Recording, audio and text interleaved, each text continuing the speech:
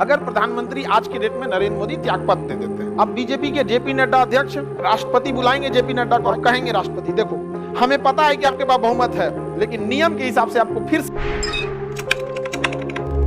प्रधानमंत्री के मृत्यु या त्यागपत्र से क्या लोकसभा भंग होगा? नहीं। क्या लोकसभा का दोबारा इलेक्शन होगा? नहीं। बल्कि नया प्रधानमंत्री नियुक्त होगा उस पार्टी से जिसके पास अभी भी लोकसभा में बहुमत है, और वो नया प्रधानमंत्री आएगा और उसे राष्ट्रपति क्या दिलाएंगे? शपथ। और उस नए प्रधानमंत्री को फिर से अपना बहुमत सिद्ध करना पड़ेगा। समझ में आ गया कि नहीं आ गया? बीजेपी के पास तो स्पष्ट बहुमत है, कोई फर्क नहीं पड़ता। अरे 545 में आधा से एक ज्यादा 273 बहुमत। यदि आज के डेट में नरेंद्र मोदी इस त्यागपत्र दे देते हैं कि भाई हमरा से ना हो, सब जहां जाओ 15 लाख मांगता है, सब मत मांगना तुम लोग, यार किसी दिन कुछ आ जाएंगे, दिक्कत हो जाएगा। यहाँ पे आगे बढ़े, किसी को दिक्कत? बीजेपी यार 21 दुनिया में कर रहा है, 500 है। एक बात देखिए, राजनीति की एक खराबी क्या है, हमेशा 3 चीजों में आप लोग थोड़ी सावधानी बचिएगा, प्रेम, राजनीति और धर्म। इसमें जिसको दिमाग में बैठ गया वो उसी की सुनेगा। समझ में आ गया? बड़ा मुश्किल से ये सब चीजें छोड़ता है। समझ में आ रहा है कि नहीं आ रहा? अगर प्रधानमंत्री आज के डेट में नरेंद्र मोदी त्यागपत्र दे देते हैं, बहुमत तो अभी भी है, बहुमत अभी भी है कि नहीं? अब बीजेपी के जेपी नड्डा अध्यक्ष राष्ट्रपति बुलाएंगे जेपी नड्डा को, आइए पहाड़ी पे, रायसीना की पहाड़ी पे रहते हैं, रायसीना की पहाड़ी, कहा आइए राष्ट्रपति भवन में। देखिए आपके प्रधानमंत्री ने तो त्यागपत्र दे दिया, जैसे प्रधानमंत्री त्यागपत्र देगा सारा मंत्रिमंडल को क्या करना पड़ेगा? त्यागपत्र ऑटोमेटिक भंग हो जाती है। त्यागपत्र दे या ना दे, ऑटोमेटिक भंग। अब जेपी नड्डा साहब जाएंगे, कहेंगे बहुत उनके ऊपर टेंशन था, दे दिए त्यागपत्र, तो हम क्या करें?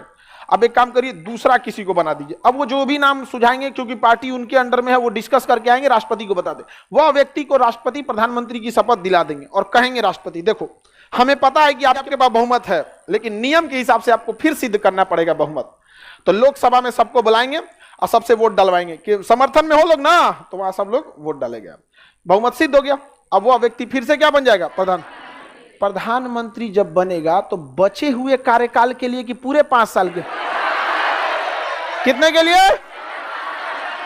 गलत है, बचे हुए कार्यकाल के लिए, बचे हुए कार्यकाल के लिए। क्योंकि प्रधानमंत्री कोई बहुत स्पेशल पद संविधान के हिसाब से नहीं है, बल्कि प्रधानमंत्री का पद उतना ही दिन का होता है जितना कि लोकसभा का होता है। जैसे लोकसभा का चुनाव 2019 में हुआ था, अब 2024 में होगा। बीच में कौन मरा, कौन त्यागपत्र दिया, कौन पगला गया, कौन भाग गया, कोई मतलब नहीं है। लोकसभा अपना कार्यकाल पूरा करेगी, उसी के हिसाब से प्रधानमंत्री को भी अपना कार्यकाल पूरा करना पड़ेगा। और हमेशा बताएं कि जो स्पेशल लोग होते हैं उनके लिए 5 साल रखा जाता है। प्रधानमंत्री स्पेशल कौन सी? 545 में से चुन के आया है, वैसन 545 पड़ा है लोग। प्रधानमंत्री को इसीलिए तो कहा जाता है समकक्षों में प्रथम, मतलब अपने बराबरी में वो सबसे सीनियर है बराबरी, लेकिन सबसे आगे है।